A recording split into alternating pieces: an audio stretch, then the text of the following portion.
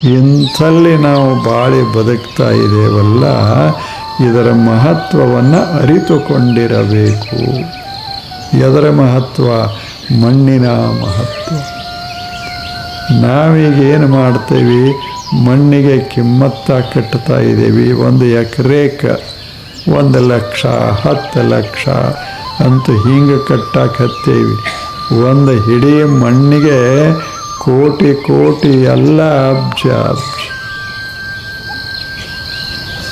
ಮಣ್ಣಿನ ಬೆಲೆ ಮನುಷ್ಯನಿಗೆ ಗೊತ್ತಿಲ್ಲ. ಮಣ್ಣಿನಿಂದ ಎಲ್ಲವೂ ಬರ್ತದೆ, ರೊಕ್ಕದಿಂದ ಎಲ್ಲ ಬರುವುದಿಲ್ಲ. ಏನು ಬಂಗಾರ ತಿಂತಾರೆ ಯಾರೇ ಹೇಳಿ? ಮುತ್ತು ರತ್ನಗಳನ್ನು ತಿಂತಾರೆ. ಏನಿದ್ದರೂ ಮಣ್ಣಿನಿಂದ ಏನು ಬರ್ತದೆ